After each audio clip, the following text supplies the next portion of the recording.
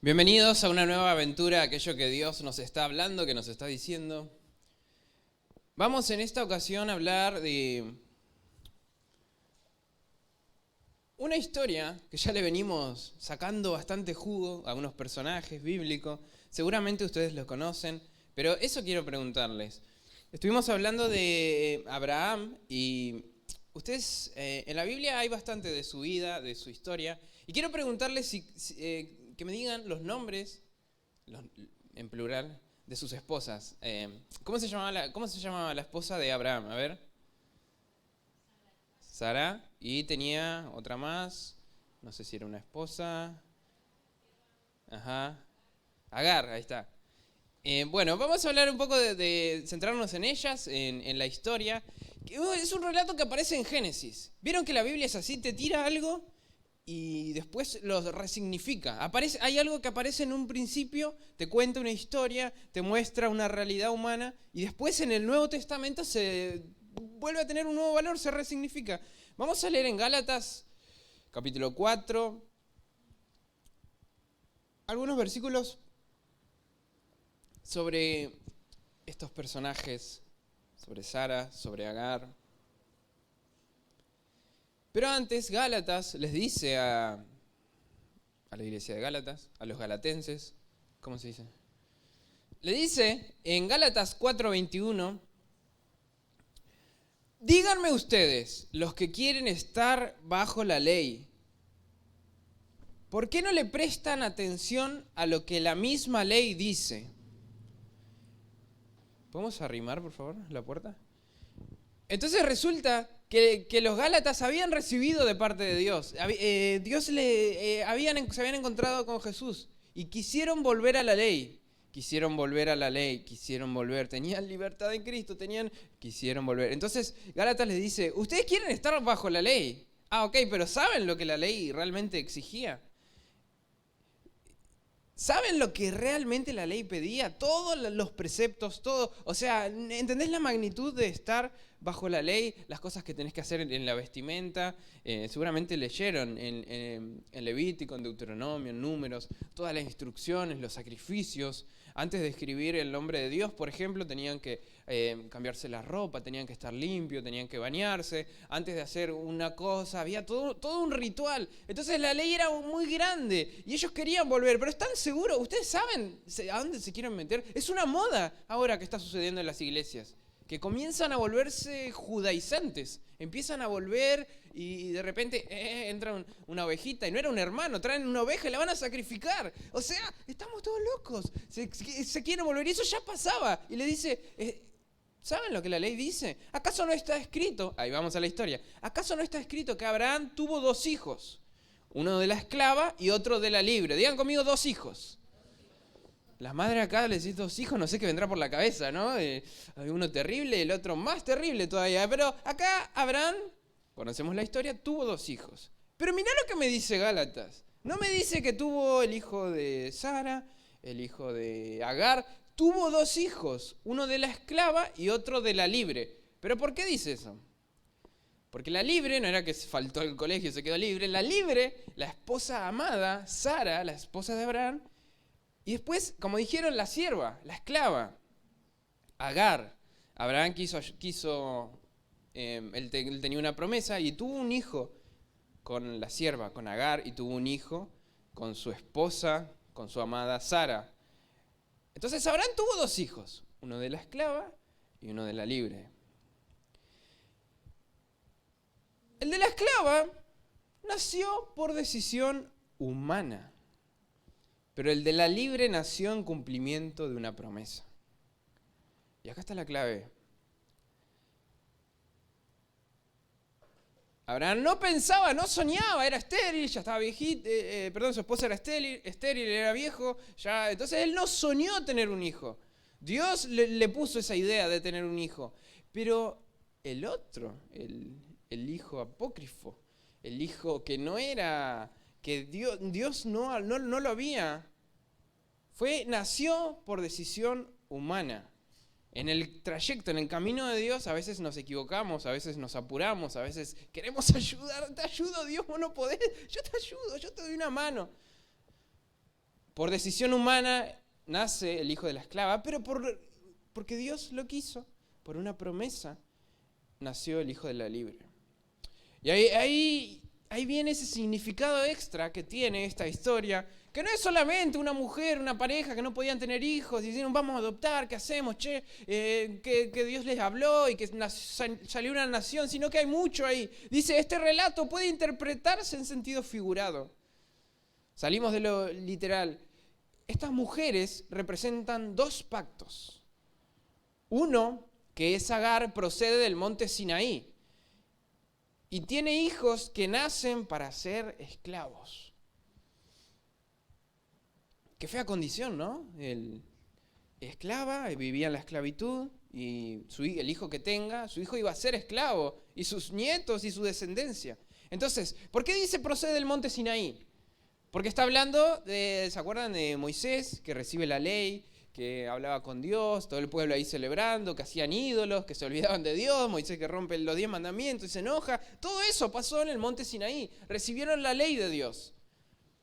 Entonces el pueblo de Dios iba conociendo qué era lo que Dios quería. Dios decía, yo soy el que soy, yo soy el Dios de Abraham, de Isaac, de Jacob, hasta que tuvieron la ley. Acá están los papeles, ¿no? No matarás, no robarás. Acá está, adorarás solamente a Dios. Y ahí pudieron entender y pudieron ver lo lejos que estaban. Escucharon la voz de Dios y tuvieron miedo. ¿Qué cosa pide Dios? Ay, no, anda vos, Moisés. Anda con Josué, suban ustedes porque qué miedo la voz de Dios. Y dice que no pequemos y que no matemos y que nos gusta adorar ídolos y que no, y no, y no. Ahí nace un nuevo, el pacto, lo que nosotros conocemos como el Antiguo Testamento. Dios hace Dios hace un pacto con el hombre.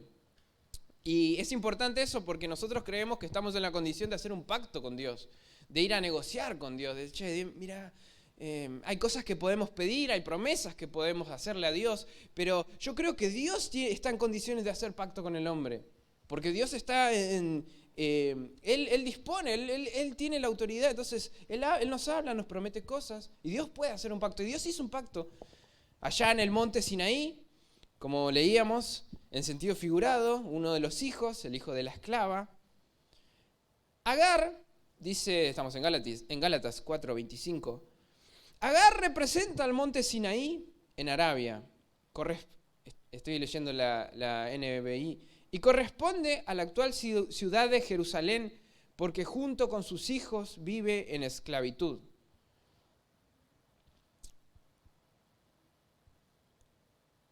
A ver, era tan fuerte la promesa de Dios sobre Abraham que Abraham tuvo un hijo en desobediencia y ese hijo recibió la bendición.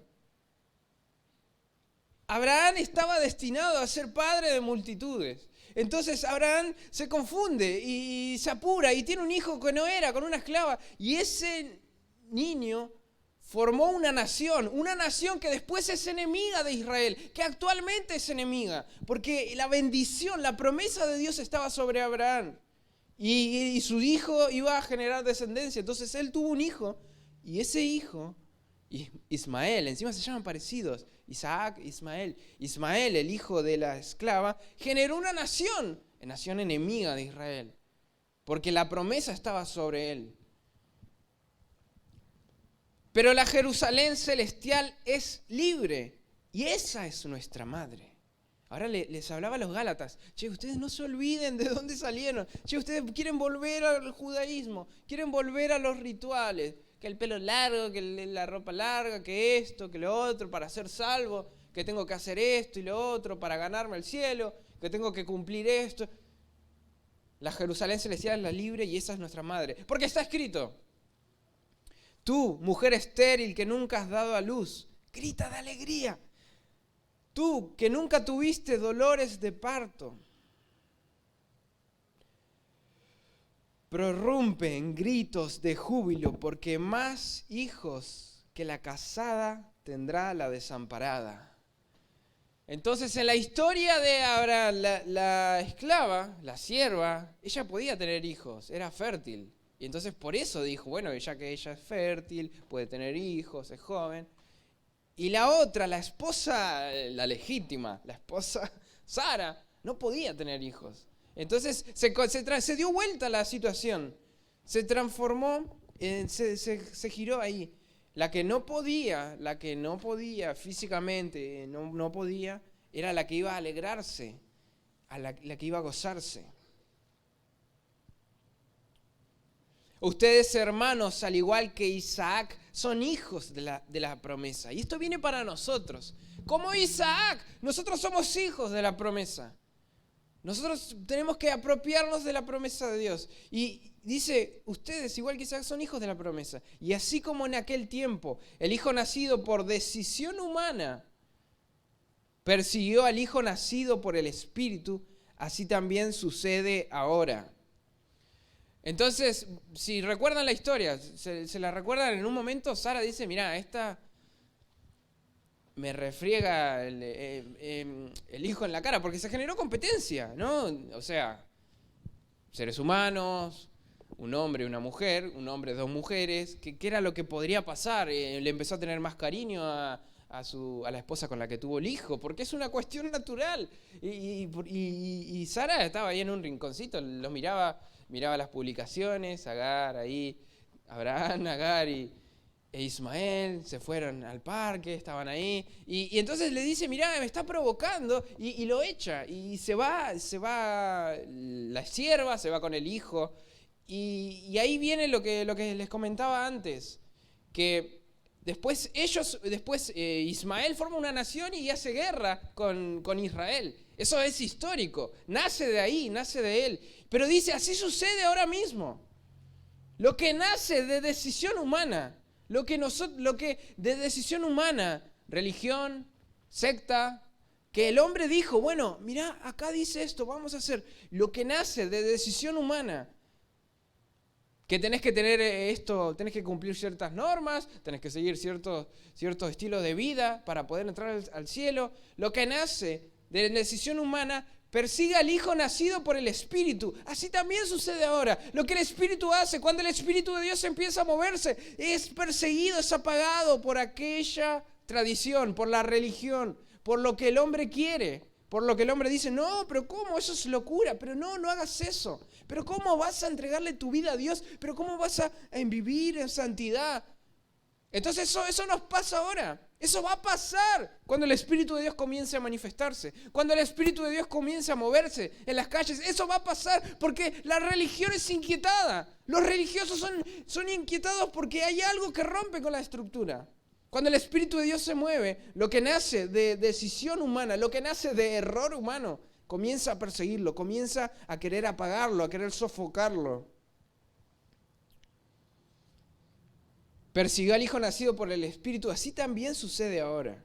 Pero, dice la Escritura, echa, eso fue lo que pasó, echa de aquí a la esclava y a su hijo. El hijo de la esclava jamás tendrá parte en la herencia con el hijo de la libre. Entonces, ahí había un problema, empezó el problema en el día a día, en lo cotidiano, de que la esclava estaba teniendo otro estatus, porque tenía hijo, porque era amada por él, pero después el problema futuro viene con la herencia, porque ahí ya no era simplemente la sierva que le atendía, que hacía las cosas, que limpiaba, ya no era solo la sierva, ahí ya él tenía la potestad de heredar, y dice la Biblia que Abraham tenía muchas riquezas. Era muy rico, en un momento se tuvo que separar, se tuvo que alejar porque tenía mucha gente a cargo, tenía mucho. Entonces, ahí ya estamos hablando de que aquello que nació por decisión humana, aquello que nació por un error, quería tener parte en la herencia, quería tener parte, quería ser un heredero. El hijo de la esclava jamás tendrá parte en la herencia con el hijo de la libre, porque estamos hablando que por más que eran hijos, por más que eran producto de la misma persona, eran de distinta naturaleza, porque una venía de la esclavitud y el otro venía de la libertad. Así que, y ahí cierra el mensaje Gálatas, cierra lo que le quiere decir a los judíos que conocían de memoria la historia de Sara, de Agar, de Abraham. A nosotros por ahí, sí me suena, una vez lo leí, pero ellos lo tenían claro. Entonces le dice, así que hermanos, no somos hijos de la esclava, sino de la libre. No somos hijos de la esclava, sino de la libre. Dios no te liberó, Dios no te libertó para que vivas una vida en esclavitud. Dios no nos sacó del pasado, Dios no nos sacó de cadenas para que nosotros vayamos a ponérnosla. Para que nosotros nosotros mismos nos atemos y digamos, tenemos que hacer esto para ser salvo. Tengo que ganarme el cielo, Y no estoy diciendo que la gracia, que la libertad es un permiso para pecar, es un permiso para hacer lo que nosotros queramos. No es eso. Pero es que les está diciendo, ustedes son hijos de la promesa. ¡Hey, Gálatas! ¡Vuelvan de ahí! ¿Por qué están yendo de nuevo a la esclavitud? ¿Por qué quieren empezar con las viejas costumbres? ¿Por qué quieren empezar con la ley? ¿Quieren empezar con esto y con aquello? Nosotros no somos hijos de la esclava, sino de la libre. La historia de Abraham, de Sara, de Agar, que la podés releer, que se encuentra en Génesis, ahí. En Gálatas es visto como una analogía de estos dos pactos. Cuando Dios hace un pacto con el hombre en el monte Sinaí, cuando da la ley, cuando dice esto no, esto no, esto no, esto no, esto no. Y si no haces alguno de estos, si fallás en uno solo, no estás cumpliendo ninguno de todos, sos culpable de todos. Y después Dios vuelve a hacer un nuevo pacto. Dice que la sangre de Jesús es el nuevo pacto. Este es el nuevo pacto en mi sangre. Dios haciendo un pacto con el hombre. Dios estableciendo un nuevo pacto. Bueno, ahora las reglas de juego cambiaron. Ahora me comprometo. Ahora Dios dice, yo abro la puerta. El templo se rasga. La cortina se rompe. Ya no era el sumo sacerdote que entraba una vez cada tanto al lugar santísimo. Se abre. Y nos dice Hebreos, acérquense con confianza al trono que destila gracia, que derrama gracia. Entonces ahora nos podemos acercar a Dios porque hay un nuevo pacto. Dios haciendo un nuevo pacto con el hombre. Dios estableciendo nuevas reglas en Jesús, en el sacrificio de Jesús. Abraham, Sara, Agar nos dejan una enseñanza y nos recuerdan a nosotros que nosotros somos hijos de la libre, que nosotros no venimos de la esclavitud, que no estamos condenados, que no vamos a la condenación, sino que nosotros somos hijos de la promesa y que nosotros podemos apropiarnos también de la promesa y decir, yo soy un hijo de la libre, yo no tengo que vivir bajo cadenas, bajo algo que Dios ya pagó. No tengo que estar con un peso todos los días de decir, ay, ¿será que Dios me va a castigar, me va a matar? ¿Será que? Y no sé si tenés esa duda de tu salvación, no sé si estás seguro de tu salvación, si tenés esa certeza, esa convicción de que te entregaste a Jesús, de que Él es tu Señor, Él es tu Salvador y que podés vivir en fe. Les recuerda, hermanos, no somos hijos de la esclava, sino de la libre.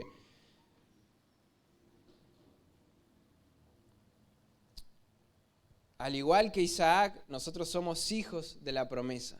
Al igual que Isaac, al igual que Sara, que era la esposa que Abraham amaba, por más que ella haya tenido un hijo con Agar, era claro que ella era la que él había elegido,